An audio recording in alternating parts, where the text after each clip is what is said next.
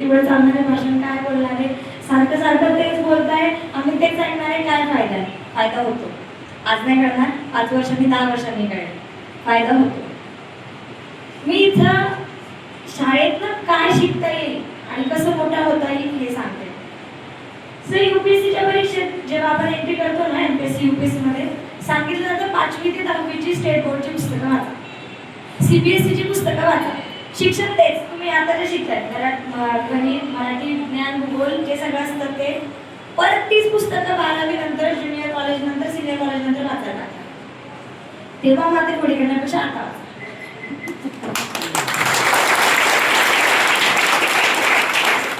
जे शिकवतायत ते समजून घ्या. आजूबाजू सर मला आवडेल सांगायला भूगोलाचा विषय, लोकेशन ऑफ इंडस्ट्रीचा क्वेश्चन. एखादी इंडस्ट्री ठरवताना तिचं लोकेशन कसं ठरवलं जातं?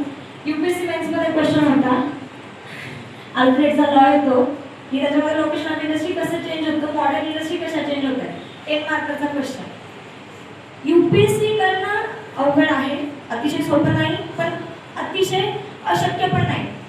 तुम्ही गोष्टी शिकून घ्या, कन्सेप्ट घ्या, शाळेत असताना कन्सेप्ट घ्या, पुढे कामात येतो. मला तेव्हाचा कन्सेप्ट लक्षात होता सर, 7 मिनिटांमध्ये, म्हणजे शेवटच्या 3-4 मिनिटात मी तो प्रश्न लिहिलाय. त्याच्यात मी डायग्राम काढली, लोकेशन्स टाकले, त्याच्यानंतर एक्झाम्पल्स टाकले आणि सर GS1 ला मला हायस्ट मार्क्स आहेत 111.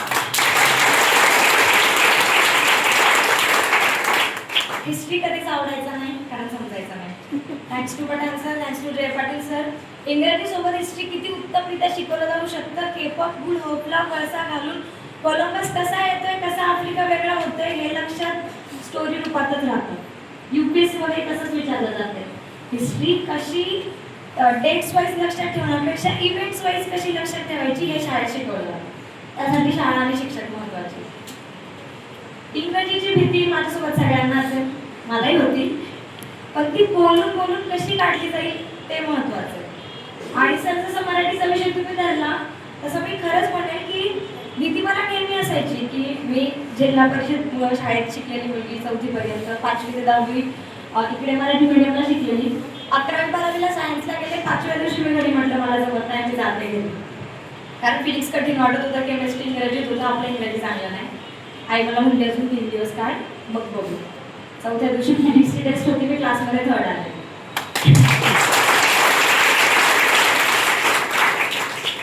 सांगायचा मुद्दा हा कठीण वाटेल, पण अशक्य नाही. तुम्ही फक्त स्वतःवर विश्वास ठेवा, करत राहा आणि समजून घ्या.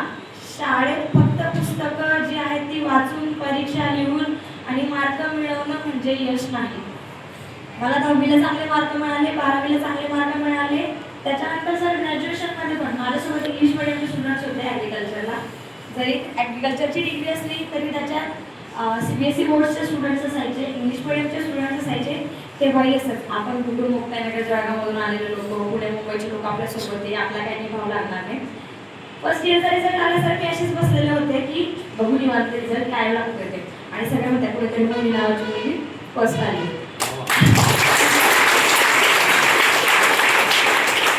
सांगायचा मुद्दा हा की तुम्ही करत राहा. शेजारचा किती करतोय त्याच्यामुळे आपण कमी करतोय असं वाटत राहील, शेजारचा खूप अभ्यास करतोय त्याच्या मनाने आपला अभ्यास कमी असं नेहमी वाटत राहील.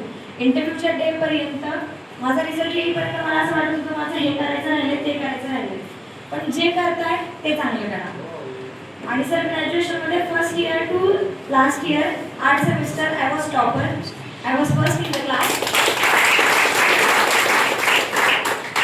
पहिल्या सेमिस्टरचा रिझल्ट आला तेव्हा मला एक सर म्हणले होते, पहिलं यश जे असतं ते चुकून आलेलं असतं असं बऱ्याच जणांना वाटतं. जर ते खरंच तुझं असेल तर दुसऱ्यांना प्रूव्ह कर. आणि सर, तोच एक डोक्यात विचार होता की पहिल्यांदा असं वाटू नये की उगाचच देवाची कृपा झाली म्हणून पुरीला मार्क मिळाले म्हणून फर्स्ट आले. I tried my best, I put all my best, आणि ते 8 सेमिस्टर आय वॉज टॉप. हे सगळं तुम्ही करू शकताय. मी इथेच बसायची, सरांना माहिती आहे शाळा, मी दुपारी शाळेतून जेवायला गेली जायची, घंटा वाजली की घरून परत यायची, लेट असायचे, नेहमी लेट असायचे. खूप बोलणे खाल्लेत, ग्राउंडवर बोलणे खाल्लेत, क्लासमध्ये बोलणे खाल्लेत, आणि क्लासमध्ये चुकून कुणी काही बोललं तर रडले, खूप रडली आहे. पण ही प्रोसेस तुम्हाला शिकवते 5वीत असताना नवोदयची परीक्षेचा अभ्यास करा. माझी नवोदय 2 मार्कांनी राहिली. पण नवोदय तुम्ही करा. आता तुम्ही जर 5वीत असाल तर संधी आहे, नाहीतर 7वी 8वी पुढे सगळ्या परीक्षा आहेत. 7वीची स्कॉलरशिप आहे, 8वी 9वी 10वी सलग NTS MTSच्या एक्झाम आहे. एक्झाममध्ये मार्क मिळवायचेच आहे म्हणून नका जाऊ. अपियर व्हा, काहीतरी चांगलं शिकायला मिळते म्हणून जा, शाळेव्यतिरिक्त काहीतरी कळायला मिळते म्हणून जा. आणि अजून एक की यश हे फक्त परीक्षेपुरता नका ठेवू. सांस्कृतिक कार्यक्रम जसा मागच्या शनिवारी रविवारी झाला, भाग घ्या. मी एका कार्यक्रमात 4-4 वेळा भाग घ्यायचे. बॅकस्टेजला जाऊन गेटअप चेंज करून सारखं यायचे. एकही वक्तृत्व स्पर्धा सोडली नाही, एक निबंध स्पर्धा सोडली नाही. खडसे सरांचा चित्रकलेचा क्लास असायचा. 11वी इंटरमिजिएट 8वी 9वीच्या बरोबर वरती जाऊन बसायचे 5वी 6वीला. आणि याचा फायदा होतो सर. मी 5-6 वर्ष अभ्यास केला, अपयश खूप आलं. आणि या सगळ्यांमध्ये तुम्ही जुन्या गोष्टी ज्या केलेल्या असतात ना त्या महत्त्वाच्या असतात. तुम्ही शाळेत काय केलंय, किती चांगले गुण मिळवले, कॉलेजला काय केलंय, काय चांगला वेगळा खेळ खेळलाय, एखादी कला जोपासली आहे.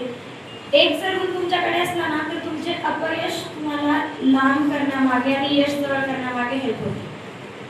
व सगळ्यांना मला हेच सांगणं आहे की शाळेचा पुरेपूर सदुपयोग करून घ्या. ही लोक आहेत, तुम्ही त्यांना खूप विचारा, ते सांगायला तयार आहेत. आणि इनफॅक्ट शिक्षकांना असे लोक आवडतात, ते जाऊन विचारतात, सर हे समजलं नाही हे सांगा. मला आठवतंय गणिताच्या क्लासमध्ये सर आपला खूप मोठे बीजगणिताचे उदाहरण असायचे. फळा भरून जायचा, स्टेप संपायची नाही, शेवटी उत्तर चुकायचं. सर मला म्हणले मोहिनी लक्ष नाही दिलं तू, फायनल स्टेप चुकली आहे. आणि तेव्हा काय आलं की बारीक बारीक गोष्टींवर जर लक्ष दिलं तर त्याचा उपयोग पुढे कसा होतो. आता विषय सोपे वाटतील, इंग्रजी मराठी हिंदी जे काय असेल ते, पण जेवढं शिकता येईल तेवढं शिका, जेवढा वापर करून घेता येईल तेवढा करून घ्या. तुमच्या आजूबाजूच्या लोकांसोबत चर्चा करा. आता आपल्याकडे सर जास्त कल्चर नाही कॉम्पिटेटिव्हचं, म्हणून कदाचित मलाही तेवढा वेळ लागला. बाकीच्या राज्यांमध्ये किंवा बाकीच्या शहरांमध्ये पुणे मुंबईकडे सर्रास झाले, त्यांच्याकडे कदाचित माझं जसं गौरवित यश किंवा माझं जसं थोडाफार गौरव होते त्याच्यासाठी नॉर्मल आहे. कारण त्यांच्या शाळेत सर्रास मुलं घडतायत. आपल्यासाठी नवीन आहे, कारण पहिल्यांदा कोणीतरी स्वप्न बघतंय, त्याला सगळे पाठिंबा करतायत आणि ह्याचा वापर किंवा ह्याचं प्रेरणा तुम्हाला मिळणार. तुम्ही ज्या सगळ्या मुली आहात, सगळ्या मुलं आहात, आता कंटाळा करतील थोडाफार की काय सांगते ताई, उगाच काहीतरी बडबड करून जाते. पण कदाचित थोडा विचार करा, त्याच्यावरून तुम्हाला कळेल की एक परीक्षा तुमचं आयुष्य बदलून टाकू शकते. सर मागच्या वर्षी पण मी इंटरव्ह्यू दिला, 3 मार्कांनी माझी पोस्ट राहिली. रिझल्ट लागल्यानंतर मी खूप रडले, खूप दिवस रडले, आजही खूप रडले. म्हणजे 3-4 दिवस मला ते पचवायला लागले की आपल्याला मिळालंय काहीतरी.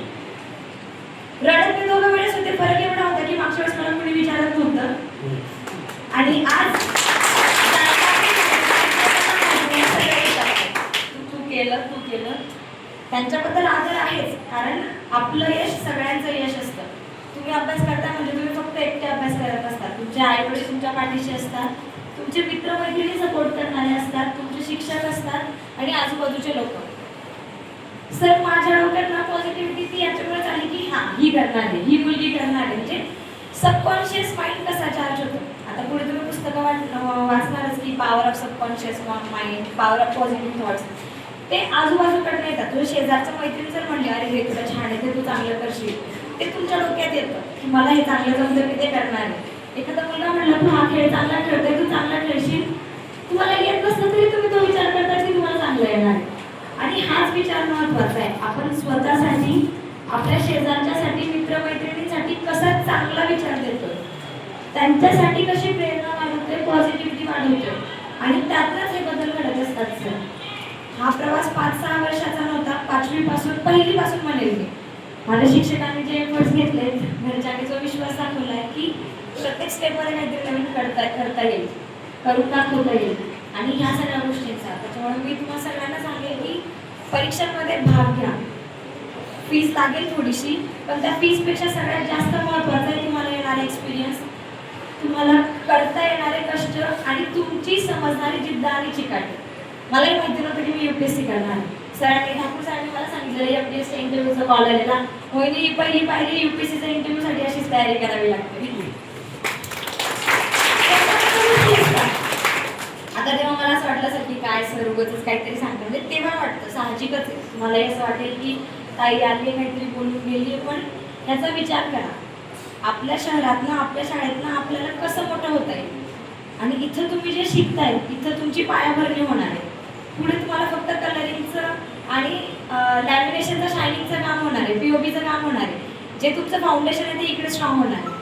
त्याच्यामुळे ती पायाभरणी इतकी स्ट्रॉंग करा की तुम्ही इंग्लिश मीडियममध्ये जा, इंटरनॅशनल स्कूलमध्ये जा, UPSC व्यतिरिक्त कुठल्या MNCच्या एक्झाम क्रॅक करा. तुमचा स्वतःवर विश्वास पाहिजे की तुमच्या कन्सेप्ट क्लिअर आहेत, तुमच्या डोक्यात विचारांमध्ये सुसूत्रता आहे, तुमच्या डोक्यात विचार क्लिअर आहे, तुमचं एम क्लिअर आहे. माझ्यासमोर 3 फोटो लागलेले आहेत. स्वामी विवेकानंद जे सांगतात शिका, संघटित व्हा, संघर्ष करा. तेव्हाचा मोठा होता की लोकांना एकत्र करायचं एखाद्या मोठ्या एमसाठी. आता तुमचं शिका, संघटित व्हा, संघर्ष करा स्वतःसाठी असणार. स्वतः शिका, स्वतःला बॅलन्स करा, संघटित करा, वेगवेगळ्या थॉट प्रोसेसमधून अलाइन करा आणि संघर्ष करा. संघर्ष यासाठी की अपयश आलं तरी खचून जाऊ नका, मोठे व्हा. माझ्यासमोर लोकमान्य टिळक आहेत, ज्यांनी पाढा घेतला होता स्वराज्य हा माझा जन्मसिद्ध काय तो मी मिळवणारच. आपल्यासाठी स्वराज्य काय, मी माझ्या परिवारासाठी, मी माझ्या आईवडिलांसाठी काहीतरी हक्काचं मिळवणार आहे. काल सर इतकं छान वाटत होतं की माझ्यासोबत त्यांचा सन्मान होत होता. म्हणजे I could be a reason that they are celebrated. माझ्यासमोर 3रा फोटो आहे नेताजी सुभाषचंद्र बोस यांचा. यंग एज मध्ये तुम्ही किती कलाटणी आणू शकता इतरांच्या आयुष्यात, स्वतःच्या आयुष्यात, ते नेताजींकडनं शिकावं. तुम मुझे ढूंढ दो, मैं तुम्हें आजादी दूंगा फक्त वाक्य नाहीये.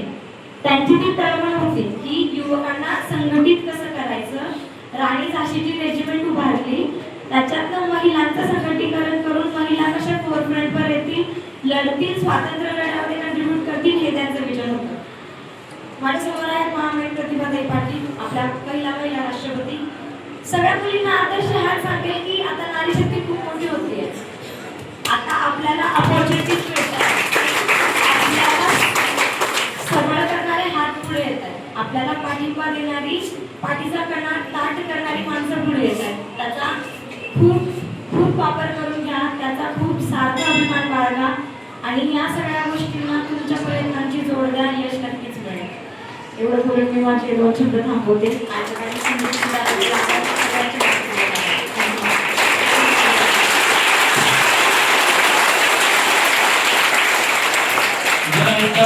जोरदार टाळ्यांचा गजर